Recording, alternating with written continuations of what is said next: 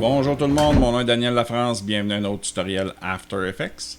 Aujourd'hui, ce que je vous propose comme truc rapide, c'est de faire la distinction entre les paramètres d'orientation et de rotation quand on utilise des calques 3D. Donc, on va aller dans la composition que j'ai préparée pour faire la nuance entre les deux. J'ai deux cubes ici identiques que j'ai créés avec des calques 3D. J'ai mis la transparence à peu près à 50%, sauf pour la face orange ici, pour qu'on puisse bien la voir là, dans n'importe quel sens. On va voir aussi si j'utilise les rotations du cube 2, là, on voit qu'il tourne bien. Peu importe le sens, que ce soit dans l'axe Y, etc. On va bien voir là, comment ça fonctionne. Et voilà. Si je veux voir la nuance entre les deux, c'est simple, on va regarder l'orientation exemple du cube 1. Si je prends l'axe X, qui est la première valeur ici, je vais pouvoir faire tourner mon cube dans l'axe X. La même chose que si je faisais la rotation dans l'axe X ici de mon deuxième cube, qui donne exactement le même résultat. On va faire CTRL Z pour revenir à 0. Là, on va faire la distinction entre les deux. Si j'avance de 15 images, exemple, puis que je mets une clé d'animation pour mon orientation de mon premier cube, et que je mets une clé d'animation pour la rotation Z de mon deuxième cube, comme premier exemple.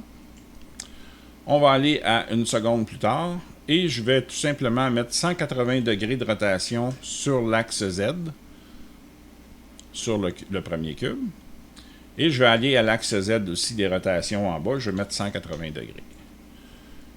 Si je fais avancer mon curseur pour voir la rotation, je vois que mes deux cubes se comportent de façon identique, ils vont faire la rotation pour se rendre à 180.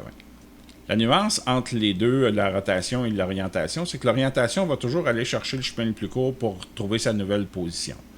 Donc, en mettant 180 degrés, on a la rotation qui se fait dans un sens ou dans l'autre, si le chemin n'est pas plus court dans un sens que dans l'autre. Donc, on va avoir une rotation qui va être égale dans les deux cas. On va aller du côté positif naturellement. Si on change la valeur, exemple, je vais ici à une seconde, je vais simplement supprimer mes clés d'animation, et que je mets une valeur pour mon cube en orientation à 270 degrés. Et que je fais la même chose avec la rotation Z de mon cube en bas ici à 270 degrés. Je vais voir là, dans mon image que les deux faces sont rendues en bas. Par contre, si j'utilise mon curseur pour créer mon animation, là je vois que le cube en orientation part en rotation négative et va s'arrêter au même endroit que l'autre cube qui est en rotation positive à 180 degrés. Donc, ce que l'orientation a fait, c'est qu'elle est allée chercher le chemin le plus court pour partir de 0 à 270 degrés, c'est-à-dire tourner dans le sens inverse à 90 degrés pour atteindre sa position. Ça, c'est différent comme comportement, puis c'est là que ça devient mêlant si on utilise des calques 3D puis on ne sait pas trop ce qu'on fait. Là.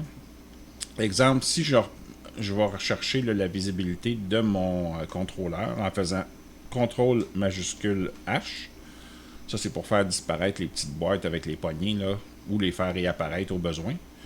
Et que j'utilise mon outil de rotation qui est dans le coin ici en haut à gauche. Si j'utilise ça puis que je fais faire la rotation dans n'importe quel sens à mon cube, ce que je suis en train de voir, c'est que j'ai pas affecté les rotations, mais j'ai affecté seulement l'orientation du cube. Donc, si j'utilise cet outil-là, qui est un outil de rotation, mais qui en fait va tout simplement affecter l'orientation, je pourrais avoir des problèmes à animer si je veux faire, exemple, plusieurs rotations sur un axe. Là, ça ne se fera pas. Pour une raison simple, comme je vous ai expliqué tantôt, c'est que si on travaille entre 0 et 360 degrés, on va chercher le chemin le plus court. Puis quand on dit 0 degré et 360, c'est la même position pour l'orientation. Tandis qu'ici, si j'augmente, exemple, ma valeur, j'arrive ici à 270 degrés, je pourrais augmenter ma valeur, dépasser 360 degrés, puis là, j'ai un 1 qui va se mettre ici pour multiplier ma rotation. Donc, je vais avoir une rotation plus 74 degrés, puis là, si je continue, je vais avoir ici plusieurs rotations. Donc, si je vais à 3 rotations plus 270 degrés, ce que ça va donner, c'est que mon premier cube va s'en aller à 270 degrés de façon la plus courte pour l'orientation, et l'autre va compléter ces 3 rotations, plus 270 degrés pour arriver à la même position. Donc, ça vous donne un petit peu la nuance entre les deux. C'est que l'orientation va toujours garder le calque dans l'orientation que vous le voulez, Mais vous pouvez aussi utiliser les rotations comme j'ai fait dans l'autre animation ici. Ici, ce que j'ai fait, c'est que sur l'orientation, j'ai mis une expression qui s'appelle wiggle avec une fréquence de 2 et une amplitude de 25. Puis, j'ai animé séparément la rotation X, Y et Z. Donc, la première animation ici se fait dans le sens X. Après ça, on va aller dans le sens Y. Et après ça, on le fait dans le sens Z. Donc, on peut avoir une animation comme celle-là là, qui va bouger un petit peu et qui peut ramener, exemple, un logo ou un titre sur un cube au bon endroit pour pouvoir le lire. Alors, ça vous donne une bonne idée là, de ce qu'on peut créer comme animation et surtout de comprendre, des fois, on est mêlé un peu dans nos animations.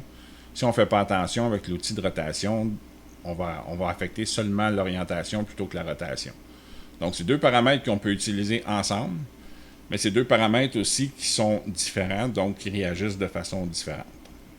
Alors, c'est tout pour moi aujourd'hui. J'espère que vous avez apprécié la vidéo. Si c'est le cas, faites-moi un pouce en l'air. Si vous avez adoré la vidéo, j'apprécie beaucoup quand vous la partagez sur vos réseaux sociaux puis un peu partout sur le web.